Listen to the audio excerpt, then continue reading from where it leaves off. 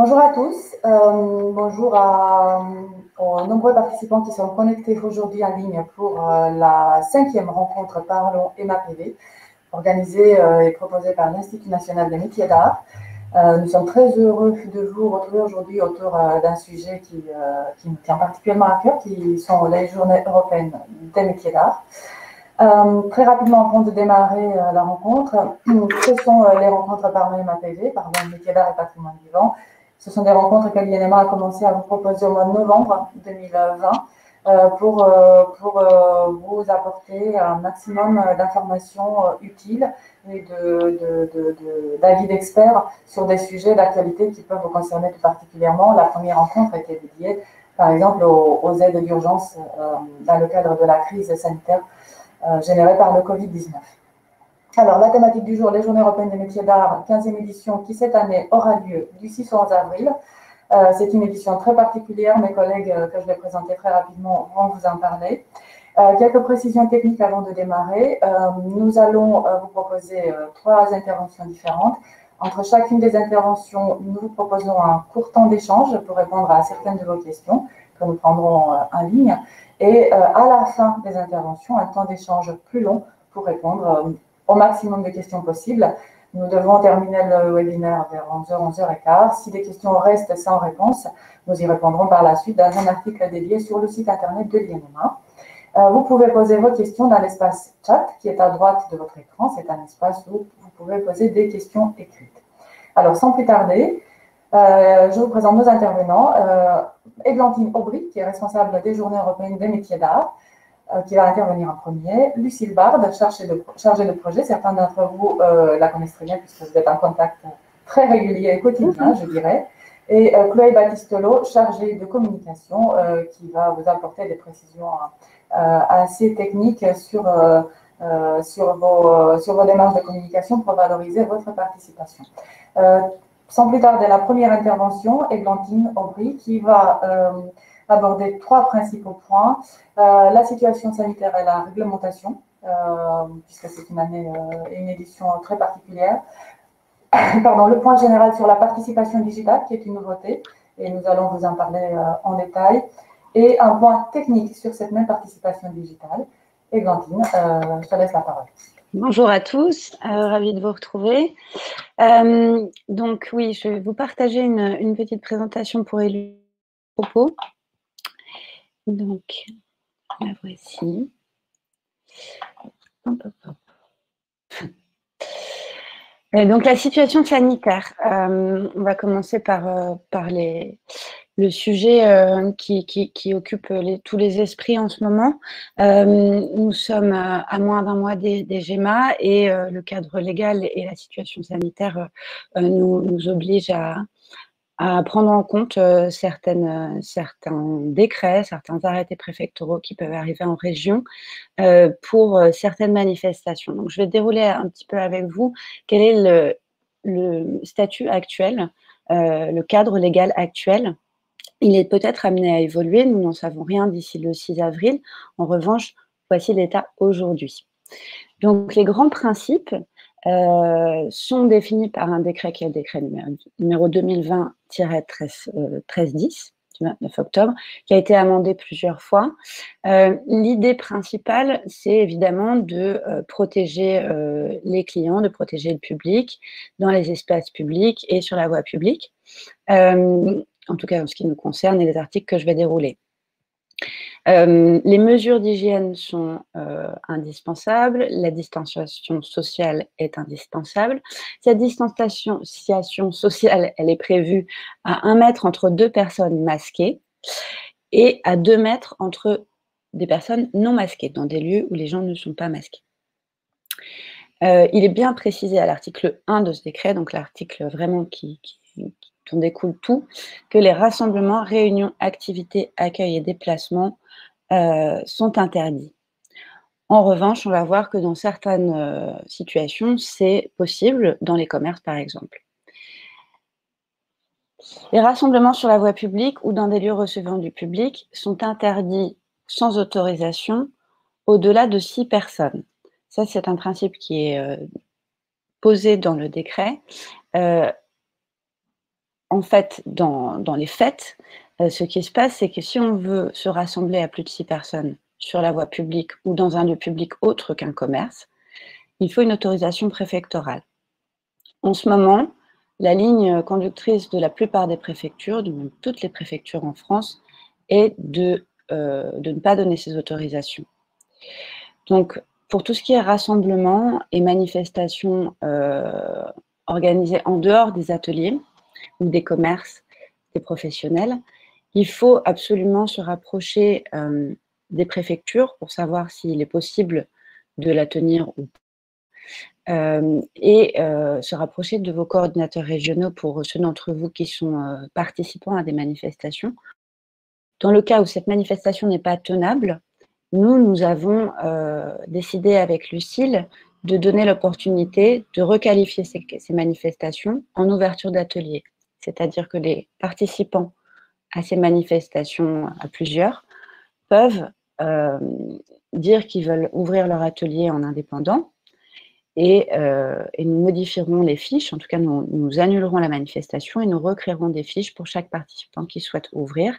Tout ça va se faire avec les coordinateurs régionaux. Donc l'idée, c'est que les coordinateurs régionaux récupèrent tout ce contenu et nous tiennent au courant, que les gens puissent, eux, refaire leurs fiches et que les coordinateurs régionaux puissent contrôler derrière rapidement pour que les validations puissent se faire le plus rapidement possible.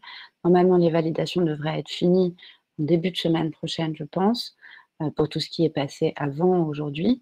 Mais en rouvrant les fiches pour les anciens participants à des manifestations, on va se retrouver dans un nouveau processus de validation qui peut être long.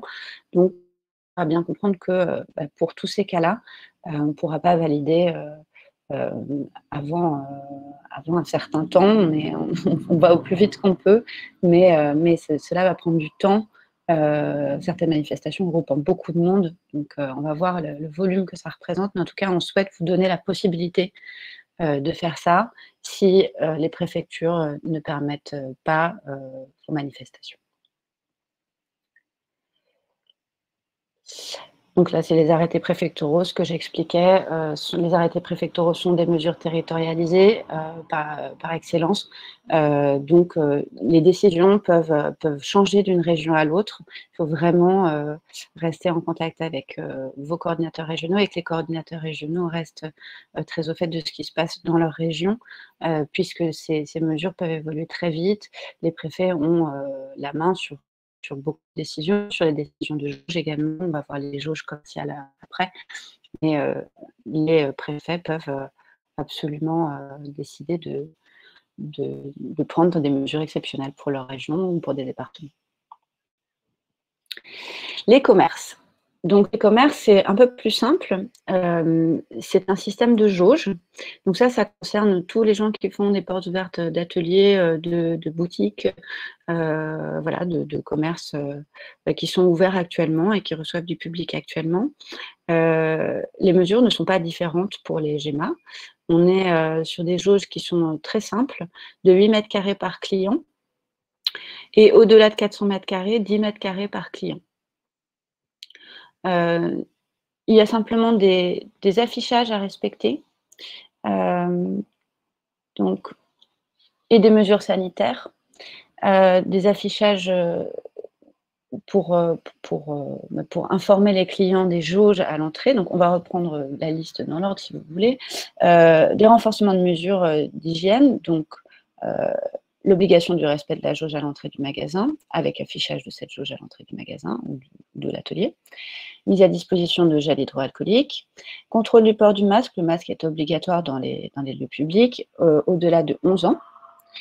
Recommandation d'un sens de circulation lorsque cela est possible. Donc ça peut être simplement de préparer un chemin de traversée de l'espace. Si c'est possible, bien évidemment, dans des espaces plus serrés, ce sera plus compliqué. Ventilation du magasin, on va être en avril, simplement d'aérer un peu. Voilà, ça fait partie des mesures, des recommandations du gouvernement. Et mise en place d'un système de rendez-vous ou de réservation de créneaux horaires. Beaucoup d'entre vous l'ont fait sur non, en ne choisissant pas l'option portes ouvertes, mais l'option sur réservation qui était disponible. Après, vous pouvez simplement avoir la jauge qui s'applique et tout dépend du flux que vous allez avoir. Renforcement de l'information par affichage. Donc, ces affichages, vous les trouvez sur le site du gouvernement et sur le site de Santé publique France. Ce sont des affichages traditionnels, enfin classiques, standardisés pour tous les commerces. Avec les conseils sanitaires et les gestes barrières et les recommandations de distanciation sociale, le port du masque également est affiché. Par ailleurs, un affichage tous anti-Covid est encouragé.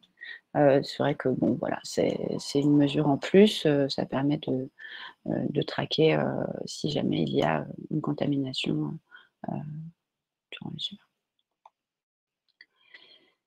Alors bien sûr, tout ça, ça ne suffit pas à ouvrir, certaines manifestations où les gens, n'ont pas de quoi, proposer, d'alternatives.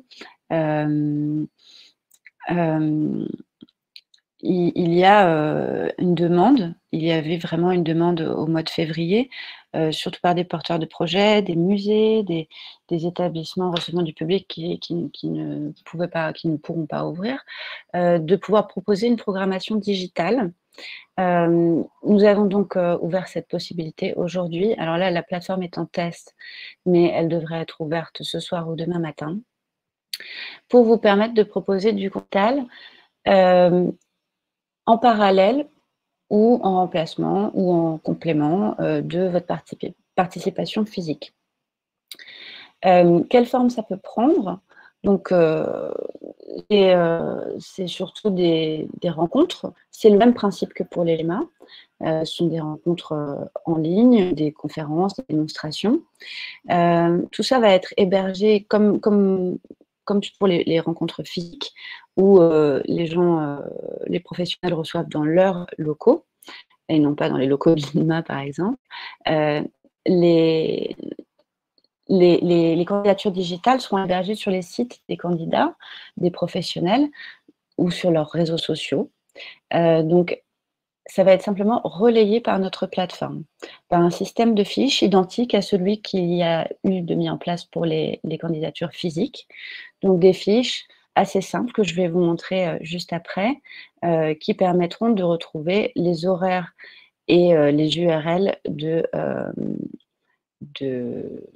de rendez-vous en ligne.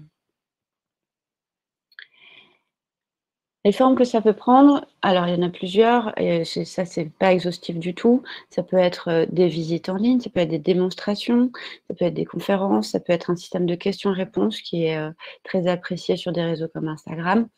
Hem et Ça peut être un format live ou un format en différé. C'est-à-dire que si vous avez du contenu qui est préexistant, vous pouvez, tout à fait repointer vers ce contenu. Si vous avez, déjà des interviews, des portraits, des visites de votre qui ont été, filmées, vous pouvez absolument, repointer vers ce contenu. L'idée, c'est vraiment de mettre à disposition un maximum, d'expériences en ligne, pour le grand public et heu et bien évidemment, le live est plus interactif, mais c'est pas la seule formule. Pour le live, il y a des formules très simples, comme les questions-réponses qui sont vraiment, simplement, un téléphone portable et un échange avec le public. Des démonstrations aussi qui sont très simples à mettre en œuvre, où vous vous filmez, en réalisant une pièce ou un geste particulier et puis vous pouvez échanger avec le public, en live. Quelle plateforme et quels outils? Parce que tout ça, c'est, peut-être, un peu, perturbant au début et évidemment, on n'a pas tous, un matériel professionnel à disposition. Hem, sur certaines plateformes, c'est vraiment pensé pour des outils très simples, type téléphone portable. On n'a même pas besoin de pied, enfin, ce que je disais pour les questions-réponses Instagram. Instagram est une plateforme qui va permettre de faire des lives très accessibles avec des moyens assez réduits, plutôt chaleureux. Alors ce sera moins, lisse, moins mis en forme, moins cadré, mais ça a l'intérêt de créer beaucoup d'interactivité. Sur Facebook et sur YouTube, vous pouvez aussi proposer des contenus qui soient filmés soit sur mobile, soit sur PC, avec des formats qui peuvent être, alors pour Facebook, on est soit en live, soit en préenregistré. YouTube est plus destiné à de la conférence, des contenus un peu plus cadrés, un peu plus informatifs, où le public est un peu plus passif. Mais il existe un format live sur YouTube également, avec un système de chat où les gens peuvent intervenir, un peu comme ce qui se passe aujourd'hui, avec des questions qui sont posées et une possibilité de répondre un peu en décalé, de réfléchir à ses réponses, etc. Quoi qu'il en soit, pour mettre tout ça en œuvre, il y a quelques conseils qu'on voulait vous partager. Chloé en parlera aussi un petit peu après, je crois. Mais là, c'est vraiment sur la base des choses auxquelles il faut penser avant de se lancer. Bien évidemment, téléchargez vos contenus préexistants en amont des GEMA, n'attendez pas la dernière minute puisque vous avez déjà ces contenus à disposition. Pour les lives, il y a quelques petites choses à prévoir. Bien évidemment, inscrivez-le sur notre plateforme. Et puis, prévenez vos abonnés à l'avance, donc soit par un système sur Instagram de compte à rebours, sur Facebook, ça peut être du teaser dans votre fil d'actualité, mais vraiment pensez à rappeler à votre communauté que vous avez un live. Ça vous permettra de faire grossir votre audience, déjà, sur votre audience propre, et puis se rajouteront les relais qui viendront de notre plateforme.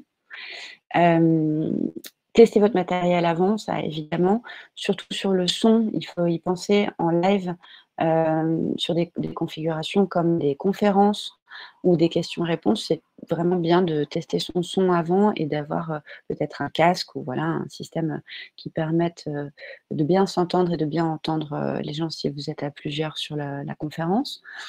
Pensez à la lumière également, c'est très important, et au cadre de votre vidéo, si c'est pour une démonstration ou pour une conférence. Pensez à utiliser notre hashtag, puisque nous allons avoir une campagne réseaux sociaux très importante pour ces GEMA, et que nous souhaitons relayer un maximum les contenus qui vont être partagés sur les réseaux par les professionnels. Donc, utilisez bien le hashtag GEMA 2021 et n'hésitez pas à nous taguer à GEMA officiel pour que nous voyions passer votre contenu et que nous puissions le relayer et vous rapporter de l'audience. Durant les lives, pensez bien à utiliser le chat pour voir les réactions de votre public.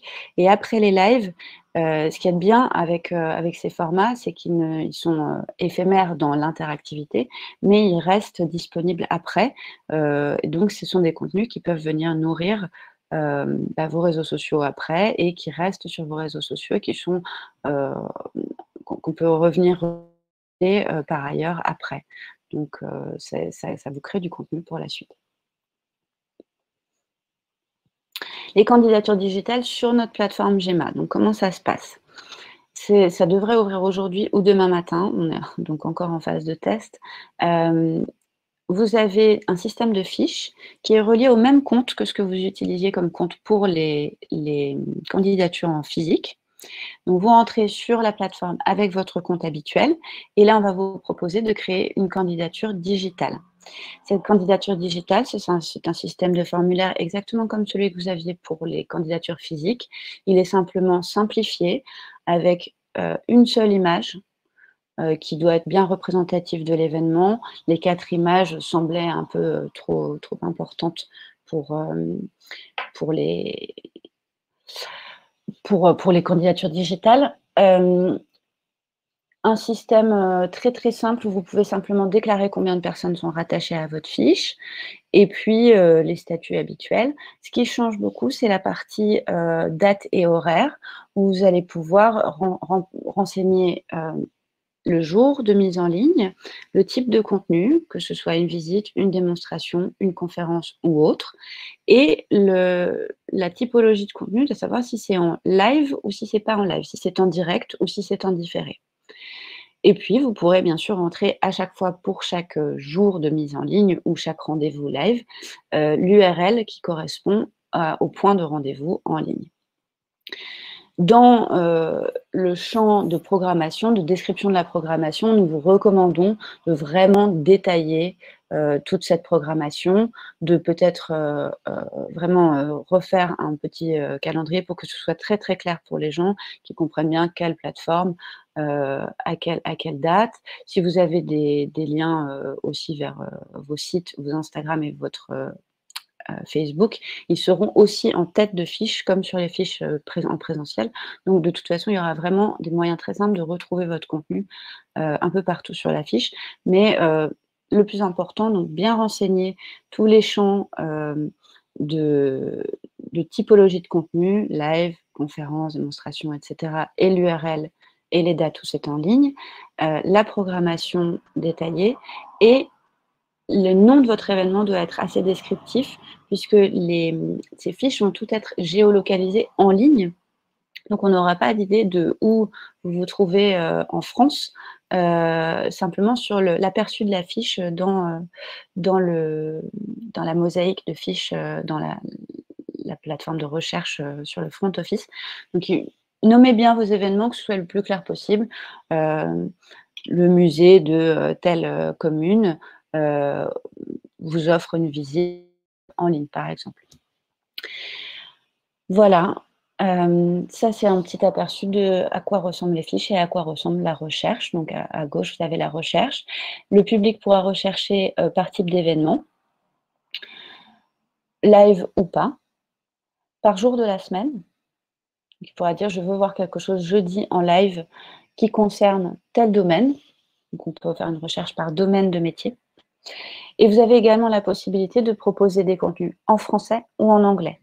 Donc ça, c'est quelque chose qui a été ouvert aussi pour les participations européennes qui pourraient s'ajouter au GEMA et qui, pour le moment, veulent participer aux candidatures digitales. Donc c'est pour ça qu'on l'a ouvert en anglais. Mais vous pouvez bien évidemment, si vous êtes anglophone, et certains d'entre vous le sont, proposer du contenu en anglais pour toucher un public anglophone. Ces candidatures, elles vont fermer le 29 mars. On va les valider au fil de l'eau. C'est une validation qui est plus simple que pour les candidatures physiques. C'est une validation simple. Donc, on pense pouvoir avoir, en fermant le 29 mars, avoir tout validé pour le début des GEMA. Diana, je te laisse la parole. Merci beaucoup, Églantine. Merci pour cette présentation. Évidemment, il y a des questions. Bien sûr. Nous avons répondu à certaines avec Lucille en direct sur le chat. Je vais commencer par une question très pratique, puisque plusieurs coordinateurs ou participants nous posent la question de la disponibilité de cette présentation. Est-ce que vous pouvez nous dire un mot sur la façon dont nous pourrons la diffuser, dont elle sera diffusée après le webinaire? Déjà, elle sera diffusée en replay. Je rappelle à tout le monde que vous pourrez regarder ce webinaire normalement à partir de demain, une fois qu'il sera en ligne sur notre compte YouTube, donc vous pourrez y avoir accès en intégralité. On nous demande aussi si nous pouvons envoyer la présentation par email. Oui. Très bien, voilà. Ensuite, j'ai vu un certain nombre de questions. Nous allons en prendre quelques-unes. Je vais essayer de les prendre dans l'ordre. Bonjour, quand on parle de 6 personnes, est-ce que cela inclut le public ou seulement les participants? Alors, 6 personnes, c'est sur la voie publique.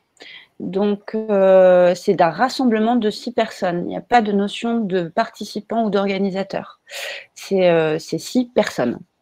Contrairement à la jauge commerciale de 8 mètres carrés où c'est un client pour 8 mètres carrés et donc bien le commerçant ne compte pas dans cette équation, la jauge de 6 la limitation de rassemblement de 6 personnes en extérieur, elle est valable pour n'importe qui, même si vous vous promenez à 6 et que vous vous posez à 6 dans un parc ou dans un jardin, vous n'avez pas le droit, enfin à 6 si, mais à 7 non, en théorie. Et merci beaucoup, Églantine. Et une autre question qui est liée, quelles sont les mesures si on le fait en extérieur? Eh bien, je crois que tu viens d'y répondre. Les parcs et jardins sont considérés comme la voie publique. Un atelier est-il considéré comme un magasin? Lucille, tu as répondu par chat, mais peut-être que tu veux le reconfirmer. Oui. Oui. Un atelier, c'est un magasin, c'est considéré comme un commerce, en effet. Donc, c'est bien cette jauge d'une personne par 8 mètres carrés. D'accord. Alors, une question un peu plus technique concernant les validations sur le site Internet. est-il encore possible de modifier la programmation pour que mon événement ne soit plus que sur réservation? Également, oui, pas de problème. Vous pouvez vous adresser à votre coordination nationale ou à moi-même et on s'en occupera. D'accord. Alors, nous avons une autre question. Pourrez-vous revenir ensuite plus en détail sur les restrictions données en national concernant les expositions ou regroupements organisés par les entreprises elles-mêmes avec différents lieux possibles, un extérieur, un intérieur, un locaux privé, etc. Je crois que, enfin, nous en avons parlé au tout début. Je ne sais pas, Lucie, si vous étiez connectée dès le début de l'intervention d'Églantine, qui a énuméré ces restrictions nationales qui sont édictées via un décret. On peut peut-être, si tu veux, Églantine, les reprendre très, très brièvement, ces restrictions. Alors, oui, les restrictions sont pour les ERP qui ne sont pas des commerces, pas plus de 6 personnes en rassemblement. Voilà, donc si vous faites des visites guidées d'entreprise, par exemple, un groupe de 6 personnes est envisageable. Très bien. Merci beaucoup. Alors, il y a une question un peu plus technique de la part de Christophe Delaveine, en tant que coordinateur régional, concernant l'accélération des validations via un processus de validation au niveau de la région uniquement. Je te laisse répondre, Églantine. Bah, plutôt Lucille, parce que Lucille, c'est toi qui es plus au fait des validations. Alors, je lis la question. Sans remettre en cause le rôle modérateur de l'INMA, et pour accélérer les validations, ne pourrait-on envisager de faire confiance aux coordinateurs en région pour la validation des nouveaux ateliers ouverts? Ils ont l'expérience et la connaissance du terrain pour les professionnels. Donc ici, on parle des personnes qui repasseront d'une manifestation à une porte ouverte d'atelier, si je comprends bien. Oui. Je pense que ça se réfléchit en effet entre les coordinateurs et nous-mêmes. Il faut qu'on en parle entre nous. Pourquoi pas, en effet, sur des manifestations qui avaient été validées de toute façon. Du coup, les personnes étaient inscrites, donc pour nous, il n'y a pas de réelle sélection à refaire. Donc oui, pourquoi pas, il faut qu'on en parle et qu'on voit les modalités surtout. Je ne sais pas si c'est actuellement possible sur le site, en termes de modalités techniques, mais ça peut se discuter. Pour compléter la réponse de Lucie, ce que nous vous proposons, Christophe, et à tous les coordinateurs régionaux, c'est qu'à l'issue du webinaire, on fasse un rapide point, tirer quelques conclusions, une revue technique du site, et l'équipe revient vers vous très rapidement après le webinaire pour discuter de ce point-là en particulier, par exemple, pour avancer. Alors, je regarde très rapidement les autres questions qui ont pu être posées. Oui, alors, pour répondre plutôt à une remarque et non pas tellement une question concernant la motivation de certains, compte tenu effectivement des difficultés, de l'ambiance générale, du fait qu'il y a quelques contraintes techniques pour repasser un atelier alors que nous étions en manifestation ou pour créer une programmation digitale. Oui, c'est un tout petit peu perturbant, oui, c'est un peu inattendu. Comme le disait Églantine au début de son intervention, et comme nous le savons tous, c'est une année, puisque maintenant cela fait un an, pratiquement jour pour jour, particulièrement compliqué. Cela demande beaucoup de motivation pour vous tous, pour nous tous aussi, à l'INMA. C'est une édition pour laquelle nous avons eu besoin de beaucoup de soutien de la part de nos partenaires, puisque c'est une édition reportée, et il a fallu les mobiliser, les remobiliser. Et vous parliez, Pauline, d'une des participantes à la rencontre de cette impression d'assurer un week-end de communication. Alors, nous pensons surtout que c'est un week-end, une semaine d'ailleurs, puisque les jamais dure une semaine. Oui, on peut parler de week-end de communication, mais vraiment au bénéfice des artisans d'art, puisque, vous savez, l'INMA a un certain nombre d'actions, dont les GEMA sont l'action la plus visible par le grand public, mais aussi de très nombreuses autres actions. Il nous paraît important, pour ce qui concerne les GEMA, de les maintenir, même si c'est une forme qui est plus restreinte, c'est vrai, parce que c'est un point, c'est un repère, c'est un temps de communication très fort pour vous, professionnels des métiers d'art, et on le sait, on le constate via les enquêtes que nous avons menées, via les discussions avec le public. Si on ne maintient pas un lien, quel qu'il soit, même si ça demande un tout petit peu de contrainte parfois, même si c'est un minima, ce lien peut très vite se défaire. Et le public est un public volage, hein, on peut se tourner vers d'autres formes de propositions. Et c'est la raison pour laquelle nous nous battons véritablement pour maintenir l'événement. Alors, nous pourrons tout à fait revenir sur les questions à la fin des interventions de toutes mes collègues. Ce que je vous propose, c'est de continuer avec l'intervention suivante, dans la foulée de la présentation d'Églantine sur les outils digitaux. Chloé Baptistolo, qui est chargée de communication à l'INEMA, vous parlera un peu plus en détail de la façon dont vous pourrez valoriser votre participation sur les propres outils web dont vous disposez. Covid ou pas Covid, d'ailleurs, ce sont des bonnes pratiques qui peuvent s'appliquer à toutes les éditions pour rendre votre participation plus visible. Et aussi un très rapide point d'information sur un outil que nous avons mis en place pour apporter une visibilité numérique augmentée à l'édition de cette année. Chloé, je te passe la parole. Merci Diana. Je vais partager mon écran de la même façon. Voilà. Alors, est-ce que vous le voyez bien? Il est visible, oui. Super. Alors, bonjour à tous. Moi, je travaille aux côtés de Clara en tant que chargée de communication. Et l'idée étant de cette présentation de parler de leviers de communication indicatifs. Mais ils seront bien sûr réaffinés et nous sommes à votre disposition pour toutes les questions. De la même manière que Lucille et Églantine, je suis joignable pour des accompagnements ou sur les réseaux sociaux. En vous adressant à l'IMA, nous pouvons aussi, au cas par cas, relayer vos contenus et vous conseiller sur les formats. Donc, encore une fois, les GEMA se déroulent à de multiples endroits. Cette année, très distinctement, c'est une année particulière dans la façon d'où les GEMA vont devoir rayonner en digital aux côtés de formats physiques qui sont tenus. Mais ça n'empêche pas que c'est un rendez-vous de communication et nous voulons vous encourager à créer du contenu donc en physique mais aussi en digital qui sera en fait une richesse pour l'année et pour les temps suivants de communication de vos ateliers, de vos métiers, de votre passion. Donc, en physique et en digital, avant, pendant et après ces 6 jours d'événements, vous allez devoir communiquer intelligemment pour expliquer, faire acte de médiation de ces jauges qui sont restrictives, mais qui vous permettent tout de même d'accueillir du public et qui, avec la requalification de vos événements, vous permettront de partager, en fait, peut-être encore plus personnellement et avec un côté beaucoup plus intime, la transmission de votre savoir-faire et l'expression de votre métier. Donc, avant, vos outils de communication clés, comme nous vous les avons, excusez-moi, déjà communiqués plusieurs fois, sont vos réseaux sociaux et votre site internet en premier lieu, tout particulièrement cette année. Si vos réseaux sociaux, pour certains d'entre vous, ne sont pas encore nés ou vos sites internet pas encore édités, nous vous invitons pour votre communication au global de les initier. Et cette année, plusieurs formats, donc à travers le kit de communication duquel je vous parlerai un peu plus tard, prévoit des formats et des supports que vous pouvez diffuser très simplement sur Facebook, Instagram, Twitter et votre site web, donc des bandeaux et des vignettes graphiques.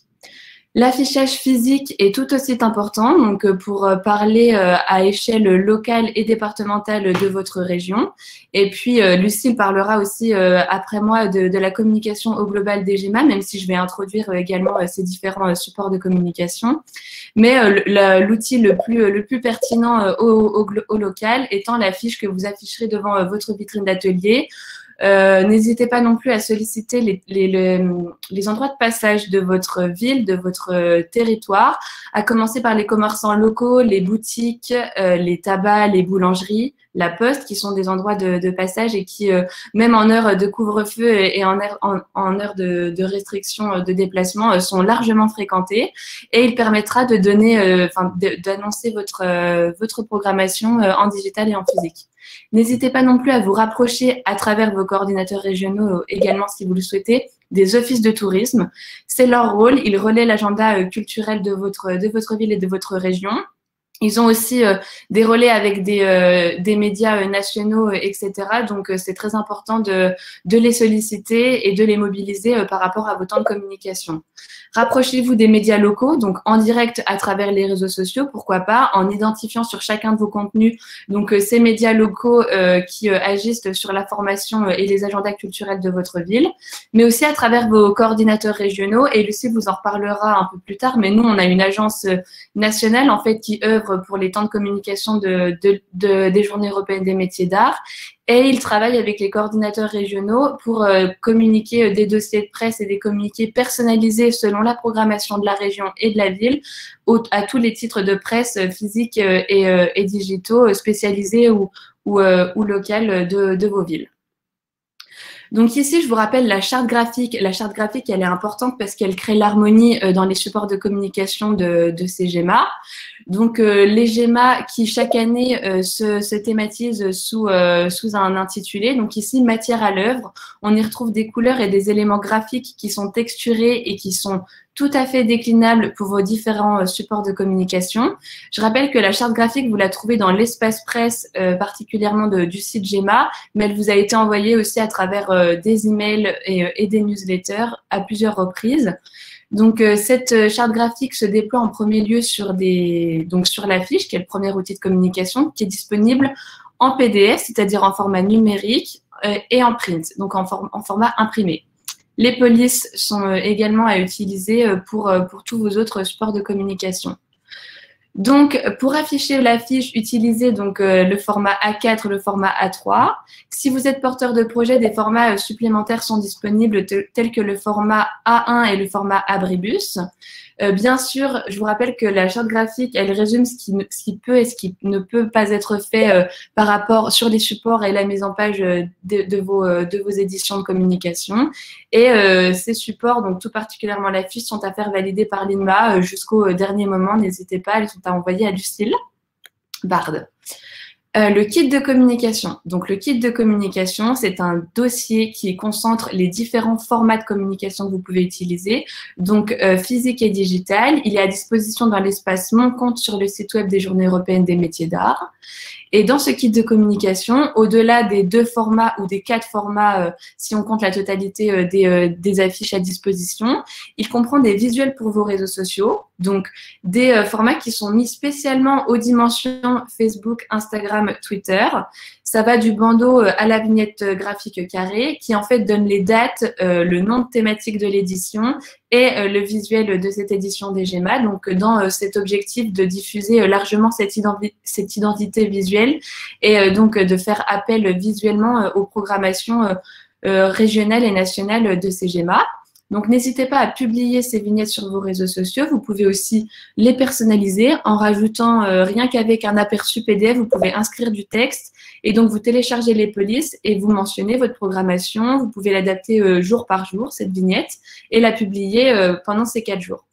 Vous avez un badge participant, donc qui est lui aussi personnalisable, qui vous servira à vous indiquer en tant que hôte de votre journée.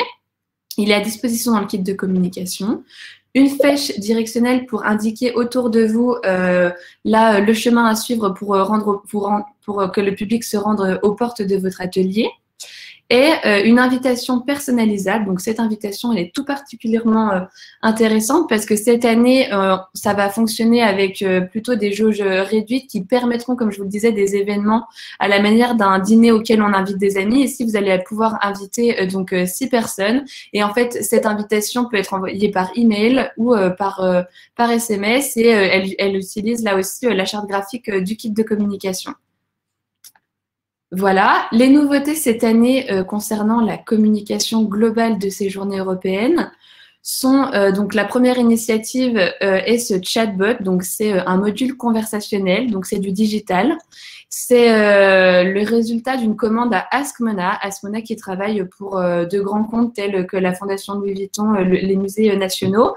Et en fait, elles ont ce concept de module de communication qui est une pastille de conversation qui vient s'inscrire sur votre page Facebook, sur votre site web. Et en fait, elle prend image grâce à un avatar que je vous présente juste ensuite. Et cette conversation suit à la manière de questions un dispositif ludique donc qui réoriente vers un métier d'artisan, une programmation au local et en régional des GEMA. Ce jeu Matière à l'œuvre sera disponible du 30 mars au 30 juin. Et nous allons prochainement vous envoyer et mettre à disposition sur le même interface que que le kit communication, donc dans mon compte sur les GEMA, des guides techniques sur qu'est-ce que donc ce Ask Mona et ce chatbot et comment l'installer sur mon support web. Ce chatbot prend forme grâce à cet avatar qui se veut être une allégorie des métiers d'art. Donc, au regard déterminé, aux mains et outils qui veulent parler ensemble des EMAPV, des métiers d'art et du patrimoine vivant. Et donc, n'hésitez pas aussi à le relayer, à installer ce chatbot sur votre Facebook, sur votre site web. Et en fait, c'est un module de médiation culturelle qui viendra à s'introduire avec des questions sur les matières, sur les métiers, pour renvoyer vers la programmation des GEMA et sur un atelier en particulier. Le deuxième changement concernant la communication au global de ces GEMA sont l'intervention d'une agence de management de réseaux sociaux. Donc, notre demande à cette agence a été de parler, de créer du contenu, donc avant, pendant et après, à plus fort volume, avec des présentations donc des métiers, des matières, de l'animation des réseaux sociaux avec des modules pédagogiques à la manière du chatbot Ask Mona. Et en fait, on va vous solliciter, vous en région, avec les coordinateurs et les identifications de vos comptes pour recevoir du contenu de vos métiers. On va vous solliciter aussi pour des lives, rencontres, interviews, vous solliciter pour parler de votre programmation du jour, que vous ayez pu l'ouvrir en public ou que vous ayez fait une interview, une session questions-réponses en live Instagram. Et nous, on va les illustrer, on va les prendre, les relayer à travers des formats de publication de réseaux sociaux, donc sur le Facebook, le Twitter et l'Instagram des GEMA. Voilà, donc en fait, ça va être une vitrine commune pour parler ensemble de votre programmation, qu'elle soit rencontre publique ou juste création de contenu sur votre métier et sur vos propositions à l'occasion de ces GEMA, mais aussi toute l'année sur le portrait de vos passions.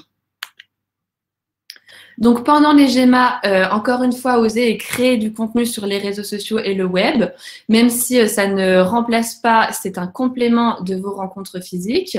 Vous pouvez thématiser donc la publication de ces contenus visuels et rédactionnels à travers des éléments de langage simples qui sont des prises de vue sur la matière, des prises de vue sur le geste de votre métier, un portrait de vous, peut-être un texte, une anecdote sur le savoir-faire en région et un format aujourd'hui qui voudra dire qu'est-ce qui s'est passé pour moi aujourd'hui, j'ai fait ça. Donc, le plus simple étant de publier une photo et de mettre en légende cet axe rédactionnel matière, métier, portrait. Et puis, vous utilisez les hashtags GEMA 2021, bien sûr en le complétant de hashtags généralistes ou spécialisés selon votre métier. Donc, les hashtags généralistes étant métier d'art, EPV, maître d'art, savoir-faire. Donc, pourquoi les intégrer? C'est parce qu'en fait, ils vont rassembler, en fait, sur Instagram, par exemple, ou sur Twitter, en cliquant sur ce hashtag, on a accès à toute une galerie de contenu qui a été publiée sous la légende de ce hashtag. Donc, vous, ça va vous faire apparaître au milieu de cette barre de recherche hashtag. Et puis, nous, on va surveiller, bien sûr, l'alimentation de ces hashtags et les relayer sur notre profil Facebook, Instagram ou Twitter. On va aussi alimenter le YouTube de l'INMA, tout particulièrement avec les contenus audiovisuels qui vont nous être envoyés des programmations régionales et nationales de ces journées européennes des métiers d'art. Bien sûr, la programmation digitale qui est en train de s'ouvrir va donc composer au même endroit votre proposition physique et votre proposition digitale. Et donc, nous, on va réutiliser ce calendrier des GEMA du site web pour rappeler et rediffuser enfin voilà, ce qui se passe pour vous, pour nous, en local et en régional, dans ces 4 jours d'événements des GEMA. Les relais de communication, donc pour inviter au cas par cas ou pour inviter sur des rencontres particulières, sont les campagnes d'emailing. Donc, si vous pouvez utiliser les fichiers votre boîte mail ordinaire, il y a aussi des outils d'emailing, donc c'est pour envoi nombreux, qui sont très faciles d'utilisation, comme Sendinblue ou Mailchimp. Si vous avez des questions sur ces outils, etc., je suis joignable encore une fois. Et on précisera aussi ceci peut être dans la session questions-réponses, etc. Donc, par rapport à tout ce contenu aussi qui va être édité lors de ces GEMA sur les réseaux sociaux, n'hésitez pas à identifier donc les offices de tourisme, les institutions culturelles, comme je vous le disais en début de présentation, mais aussi les comptes et les agendas culturels, par exemple, de type Sortir à Caen. Vous voyez, les comptes généralistes qui, en fait, relatent des agendas d'événements et d'actualités sur un territoire ou sur une région. Identifiez aussi, bien sûr, les comptes régionaux et les comptes départementaux, les mairies la mairie de votre ville, pardon, et puis les institutions telles que l'INMA, EPV ou le compte GEMA. Et bien sûr, l'affichage, donc là c'est pour le physique, qui est essentiel, donc à afficher sur les portes de votre atelier, mais aussi dans les lieux de passage de votre territoire, donc poste, tabac, boulangerie, office de tourisme, mairie, etc., qui sont en plus des lieux d'affichage public. Donc vous avez pour la plupart le droit de l'afficher comme bon vous semble. Donc après le contenu qu'on vous demande d'initier, mais qui en fait peut-être est déjà existant et qui va être juste publié sur ce temps de communication GEMA, n'est pas périssable. Nous, à travers toute la dynamique de nouveaux contenus qu'on va initier sur les GEMA, si on vous sollicite pour des formats, on vous les enverra et vous les utiliserez à votre tour. C'est des choses qui, à l'année, vous serviront. Profitez de ces GEMA pour construire des portraits de vous, de votre métier. Prenez le temps de rédiger des textes, faire des photos avec de la lumière. Et en fait, pour les formats les plus simples, faites des sessions de questions-réponses à travers le live Instagram, qui en fait est un format idéal et très simple d'utilisation. Et en fait, tout ça se mettra, donc sera du contenu rétrospectif, pardon. Et de plus, les lives et toutes les sessions que vous faites s'afficheront en replay sur vos profils de réseaux sociaux. Et puis, vous pouvez aussi en faire une galerie d'images sur votre site web. Voilà, merci de m'avoir écouté. Ces leviers de communication sont certes indicatifs. Je pense qu'il y a besoin d'un accompagnement parfois au cas par cas. C'est pour ça que je reste disponible pour vous. Merci beaucoup Chloé, merci pour ces précisions, pour ces présentations riches. Alors, nous allons tout de suite prendre quelques questions qui sont des questions diverses, aussi bien concernant précisément la programmation digitale que plus largement le cadre de la manifestation. Alors, très rapidement, les questions auxquelles il a été répondu par chat, mais on va les reprendre à l'oral pour ceux qui n'ont pas suivi le fil. J'ai déjà un reportage TV sur mon atelier ainsi qu'une interview d'1 heure. Du coup, je pourrais le mettre sur ma fiche directement. Lucille a répondu, oui, tout à fait, bien sûr. C'est typiquement un exemple parfait de participation digitale. Diana, pardon, juste de mettre sur la fiche, on pourra mettre le lien vers les vidéos sur la fiche, mais elles seront bien hébergées sur YouTube, sur un site extérieur. Voilà, on ne pourra pas héberger les vidéos sur le site. Oui, les vidéos sont déjà hébergées sur le support des participants, quel que soit ce support, que ce soit leur site internet ou leurs réseaux sociaux. Faut-il que les participants aient une fiche physique pour faire leur fiche digitale? Non, ce n'est pas obligatoire. La fiche digitale, comme l'indiquait Lucille, pourra être reliée à une fiche physique si elle existe, mais sinon, vous pouvez avoir une participation digitale seulement.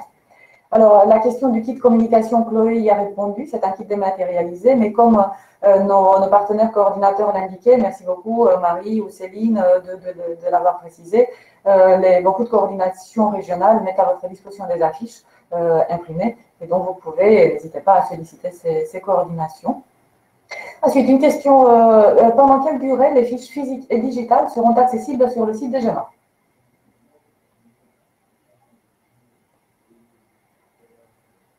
Qui répond? On ne t'entend pas. Églantine, ton micro est toujours coupé. Pardon. Bien pour moi, le temps qu'on veut.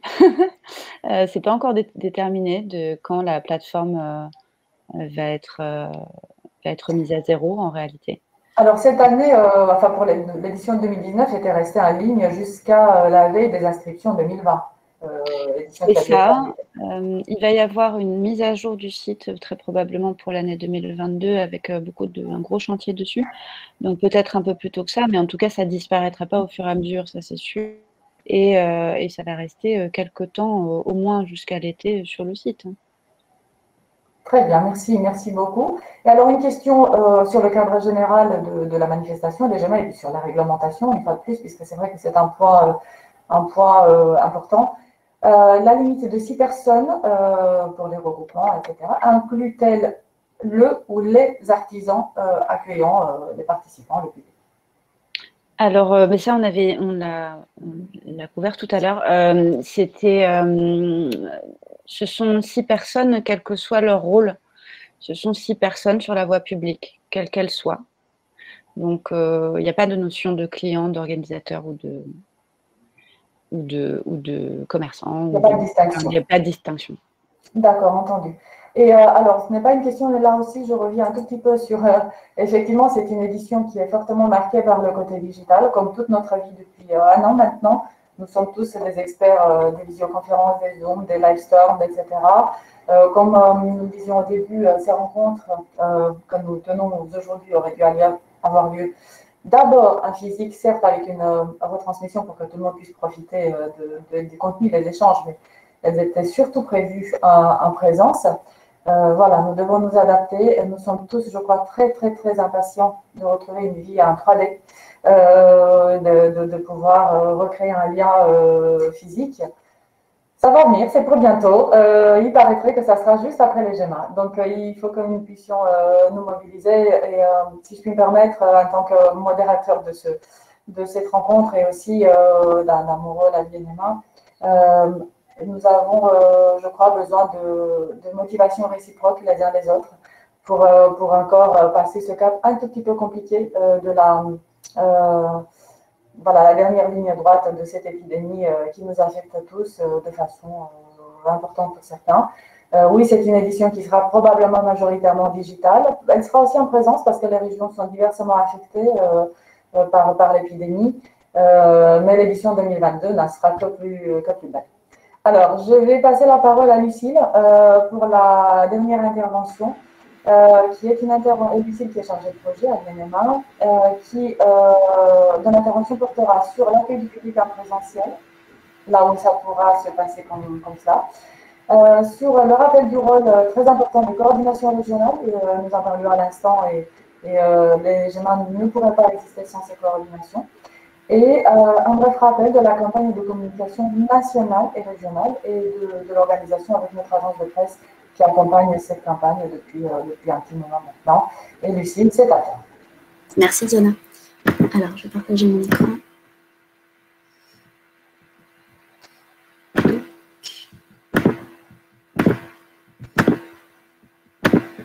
Ok, est-ce que vous voyez? Oui, Lucille. Merci. Alors, donc oui, quelques derniers petits rappels. Bon, la plupart d'entre vous, je pense, sont habitués à participer au GEMA, mais pour d'autres qui seraient peut-être plus novices, un petit rappel sur la manière d'organiser les GEMA de manière générale, en accueillant du public, etc. Un premier petit point sur comment vous pouvez accueillir du public dans votre atelier.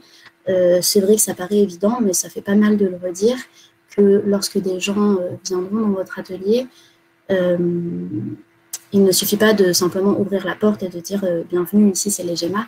Il faut que vous prépariez en amont une programmation concrète. Alors ça peut être après, à votre guise, ce que vous souhaitez. Ça peut être parler de votre métier, de pourquoi vous le faites, de comment vous le faites, parler d'œuvres en cours, de les montrer. Ça peut être proposer des démonstrations où vous vous mettez à votre établi, vous montrez la manière dont vous travaillez. Ça peut être, je ne sais pas, proposer à des enfants de toucher la matière, de faire des petites initiations ou alors des ateliers plus longs. Après, c'est vraiment à vous de travailler là-dessus, de voir ce que vous souhaitez faire. Mais voilà, simplement un rappel qu'en effet, le public ne saura pas forcément ce que sont les GEMA déjà, ce qu'est votre métier ensuite. Donc, il est important d'aller vers lui et de vraiment proposer quelque chose de très concret et de faire vraiment ce dialogue. Ensuite, un autre point qui est essentiel, on le disait, les coordinations régionales sont essentielles à notre travail de mise en place des journées européennes des métiers d'art. Nous, on travaille main dans la main avec elles et on les remercie toutes d'ailleurs, la plupart sont présents aujourd'hui. Mais donc, n'hésitez pas à vous tourner vers eux si vous avez des questions sur l'organisation de votre événement, si vous avez besoin de supports de communication qui ne sont pas dans le type de communication que vous trouvez sur votre compte. Si vous avez divers besoins, vraiment, Ils sont notre relais en région, donc ils sauront parfois mieux vous répondre sur des problématiques locales. Typiquement, là, tout ce qui est relatif à la situation, ça peut dépendre d'une région à l'autre, donc n'hésitez pas à aller vers eux, et eux peuvent revenir vers nous également s'ils n'ont pas la réponse à vous apporter, mais sachez vraiment qu'on travaille ensemble, et si vous n'avez pas les contacts, je vous ai fait un tout petit rappel où vous pouvez le trouver facilement. Donc sur le site des GEMA, vous voyez ici en haut que vous allez dans « À propos des GEMA ». Ensuite, sur la droite, vous avez l'onglet « En région » qui va vous afficher toutes nos coordinations régionales. Et donc, chaque coordination régionale va vous ouvrir un onglet lorsque vous cliquerez dessus. Donc, j'ai pris l'exemple d'Auvergne-Rhône-Alpes. Vous avez d'abord l'édito de la région, mais ensuite, quand vous descendez tout en bas de cet onglet, vous avez le contact. Donc ici, pour Sarah Polton, vous avez sa fonction, là où elle travaille, son mail, son numéro de téléphone, etc. Donc, vous avez comme ça les coordonnées de toutes nos coordinations régionales, et ils sont tous à votre disposition pour discuter. Et sachez qu'on travaille vraiment tous ensemble. On discute, on se fait passer les demandes quand on n'a pas la réponse. On est là pour vous aider le plus possible dans cette mise en place des GEMA qui est, cette année, un peu plus complexe que d'habitude. Enfin, un dernier petit point sur la campagne de communication qui est mise en place, parce que, en effet, le kit de communication, il est dématérialisé et on vous demande d'imprimer si vous souhaitez afficher des visuels dans votre boutique, etc. Mais sachez que l'on travaille aussi beaucoup à la communication autour des GEMA, que ce soit national ou régionalement. Donc, on a à la fois des affichages qui vont être dans les villes, mais pas que. Ça peut être aussi dans les villages ou dans les communes où il se passe des événements. Sachez que les coordinations régionales travaillent beaucoup à la communication et à l'affichage local. On a également tout ce qui est achat d'espace. Donc, on fait passer des publicités pour les GEMA dans de la presse écrite, à la radio, à la télé. Vous allez voir passer probablement des spots de publicité qui sont à la fois donc, à la télé en direct. On aura des espaces gracieux mis à disposition par les chaînes, et en digital sur le replay de France Télé. Donc là, je vous ai mis l'exemple d'un spot de publicité. Du 6 au 11 avril, partez à la découverte des ateliers d'art et à la rencontre de professionnels qui vous présenteront leur savoir-faire d'excellence à l'occasion des Journées européennes des métiers d'art. Retrouvez toute la programmation sur journéesdesmétiersdart.fr. Voilà, je ne sais pas si vous avez eu le son, j'espère que oui. Mais donc ça, c'est un des exemples de spots de publicité que nous avons édité et que nous allons diffuser. On a également des envois de communiqués de presse qui sont à l'échelle nationale, mais à l'échelle régionale également, sur lesquels travaillent les coordinateurs et coordinatrices régionales main dans la main avec notre agence de relations presse dont on parlait un peu plus tôt, façon de penser. Donc, il y a vraiment un travail qui est fait pour mettre en valeur chaque participation de chaque participant, pour faire passer ces événements dans la presse locale, pour que, à votre échelle, près de chez vous, la presse soit au courant et qu'on puisse faire la promotion de tous les événements. On a parlé du chatbot, mais donc ça rajoute un jeu sur les matières qui sera accessible au grand public. Et enfin, on a parlé également de toute cette campagne de communication sur les réseaux sociaux. On va se faire accompagner également par une agence pour travailler au mieux là-dessus, parce qu'il est important de travailler sur les réseaux en 2021, que ce soit pour le contexte sanitaire ou non. C'est très important d'essayer d'atteindre un nouveau public tous les ans et de faire la promotion des GEMA au plus de monde possible. Et c'est vrai que les réseaux sociaux, c'est une très bonne manière aussi pour ça. Donc, voilà. Du 6 au 11 avril. Voilà, donc j'en ai fini pour ça. C'était quelques rappels qui peuvent paraître évidents, mais sur lesquels il est toujours bon de revenir un petit peu. Merci beaucoup Lucille. Alors, nous avions une question, je n'ai pas voulu t'interrompre, quelqu'un qui demandait si nous pouvions revoir la page d'avant. Léna, est-ce que vous voulez bien nous préciser de quelle page il s'agissait et quelle est l'information que vous auriez aimé revoir? Vous pouvez peut-être nous répondre dans le chat, on reviendra sur cette page-là. Et sinon, d'autres questions qui sont arrivées entre-temps. Quand recommandez-vous le début de la communication Internet, affichage, etc. Le plus tôt possible, moi je dirais. Alors justement, j'étais en train, Carole, bonjour, de vous répondre par message.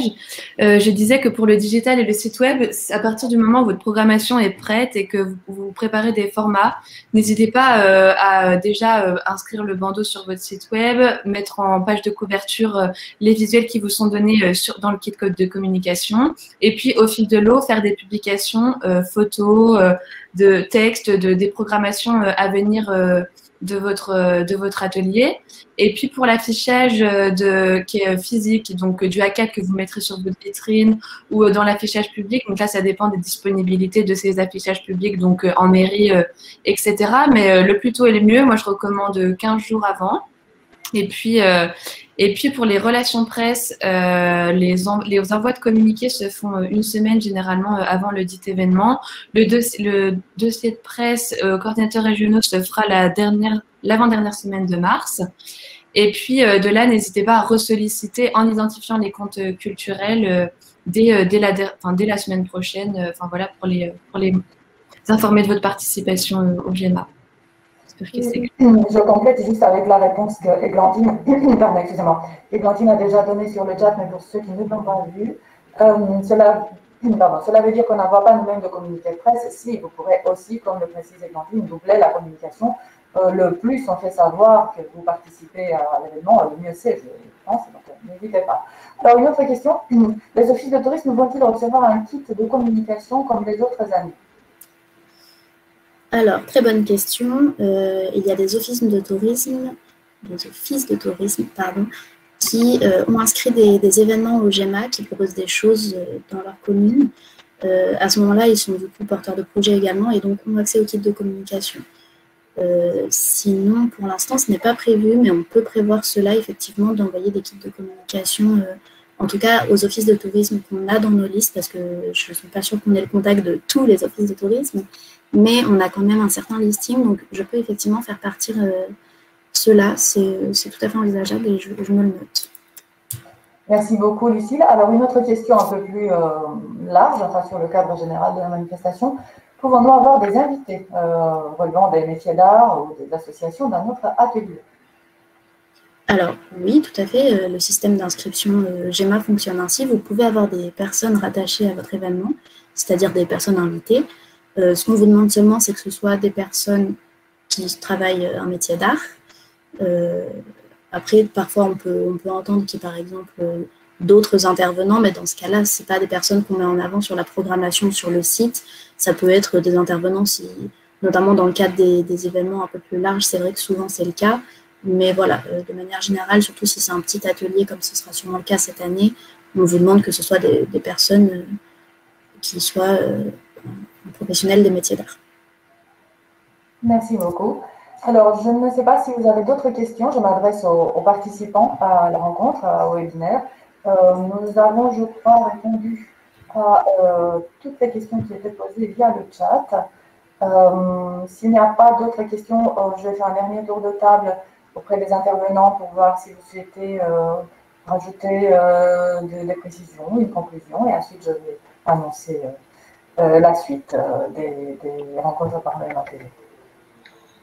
Oui, alors moi je souhaitais juste, j'ai vu passer beaucoup de messages parlant de la matérialité, des métiers d'art tangibles et de cette numérisation qui évidemment cette année est très importante et d'un regret en tout cas d'une petite frustration liée à ça. C'est évident que c'est pas idéal et que on est dans une période voilà, qui nous pousse à ça un petit peu. Malgré tout, il y aura des GEMA en présentiel dans les ateliers, dans les boutiques. Il y aura des rencontres en vrai, beaucoup moins cette année, et selon les régions, beaucoup moins que dans d'autres régions. Mais on essaye de tenir pour faire un petit rebond et que l'année prochaine, on soit encore là, qu'on puisse faire des belles et des très grandes GEMA en 2022. Et donc, je n'aime pas trop cette formulation de tenir ensemble, mais c'est un peu l'idée. On essaye de tous tenir cette année en faisant du mieux et en proposant des solutions qui ne sont pas idéales, encore une fois, pour les métiers d'art en numérique, avec le thème de la matière. D'autant, je suis d'accord que c'est un peu frustrant, mais voilà. essaye de le tenir et encore une fois pour que l'année prochaine, ça existe encore et que ce soit encore plus beau. Merci beaucoup. Merci, Églantine. J'ajouterais à cela, sachez que nous, on donne vraiment tout ce qu'on a et on travaille beaucoup pour que les GEMA voient le jour et qu'on ait des belles programmations. Alors, je sais que j'ai vu certains commentaires passer également sur le fait que des candidatures n'ont pas encore été validées. Et là-dessus, on vous prie de nous excuser. C'est vrai qu'on a un peu du retard sur les dernières validations, mais sachez qu'avec tout ce qu'on prévoit pour tenir les GEMA, on peut avoir certaines choses qui prennent du retard, mais on est là, on travaille, vous pouvez nous joindre si besoin. Et sachez qu'on met vraiment tout en œuvre pour vous accompagner et pour vous permettre de rencontrer le public, parce que même nous, on a été très frustrés de l'annulation l'année dernière. Et on souhaite vraiment que cette année se tienne pour, comme le disait Églantine, que l'année prochaine soit encore mieux et pour que ce soit une édition encore plus belle. Voilà. Chloé, je ne sais pas si peut-être que tu peux avoir une conclusion par rapport à une question qu'on nous pose. Difficile de préparer un digital en moins d'un mois pour une novice, comment être réactif. Nous allons être là. Alors Christine, j'ai vu votre question et au global, cette question, elle est très importante parce qu'en effet, quand on est novice, comment on peut avoir une stratégie de contenu, mais en fait, sans aller jusqu'ici. Moi, ce que je conseille au premier degré, c'est vraiment de créer un compte Instagram, de publier du visuel, donc des photos avec votre téléphone ou un appareil photo. Et puis voilà, donc selon les thématiques que je vous indiquais, matière, gestes de votre métier et portraits. Et puis, vous vous présentez simplement, authentiquement, le but étant de parler juste de vous et de donner comme ça, brut, peut-être les visuels de votre matière et de votre passion. Donc, un compte Instagram, vous publiez une fois par jour, vous identifiez l'INMA, vous identifiez les chambres de métier, vous mettez un petit hashtag métier d'art et puis nous, on va relayer autant que possible votre contenu. Le site web, c'est pareil, ça peut demander du temps. Enfin, c'est des tâches très chronophages et vous n'en avez pas forcément l'envie et le temps. Et puis, cette année est frustrant, mais le digital est un complément de vos propositions physiques. Et en premier lieu, il peut présenter très graphiquement et très joliment les matières et les gestes de votre passion. Donc, n'hésitez pas à passer par de la photo et vous publiez une fois par jour. Vous mettez le hashtag GEMA et nous, on relaiera autant que possible. Voilà, et merci d'avoir assisté à ce webinaire. C'est très intéressant pour moi de voir vos questions et de voir ensuite au fil de l'eau comment on pourra y répondre. Et de toute façon, au point de vue de la communication et des nouveaux modules qu'on initie, donc à savoir par cette animation des réseaux sociaux qui va être plus dense parce qu'elle va être plus créative et faite aussi en main dans la main avec une agence. Et puis ce module conversationnel qui veut vraiment vous faire rencontrer à tous et même aux plus novices du digital à travers un chat, enfin une conversation qui s'ouvre à la manière de ce chat que nous avons ensemble. Bah voilà, les métiers et les programmations, qu'elles soient digitales ou physiques, il est très important et on va vous ressolliciter dessus et on vous expliquera comment ça fonctionne à travers l'interface du site GEMA et des envois emailing, etc. Voilà, merci à tous. Merci beaucoup Chloé. Juste une précision et merci Céline de le rappeler. Il s'agit du hashtag GEMA 2021, en plus du hashtag métier d'art. Et Chloé parlait du fait de citer les chambres de métiers dans vos citations des postes, hashtags, etc. N'hésitez pas à citer aussi les régions qui sont aussi nos partenaires pour l'organisation des GEMA, en particulier la région Grand Est qui nous soutient énormément dans cet événement. Et je vais conclure pour répondre, je ne sais pas si c'est une réponse complète, mais j'ai vu la question de quelqu'un qui ça demande si, compte tenu des confinements le week-end dans certaines régions qui sont annoncées pour durer encore au moins 3 week-ends, c'est raisonnable de les maintenir. Comme nous l'évoquions tout à l'heure, nous allons, si vous voulez bien, discuter avec les coordinateurs régionaux à l'issue du webinaire. Voilà, nous aviserons et nous nous adapterons au fur et à mesure, en fonction bien sûr de la réalité du terrain.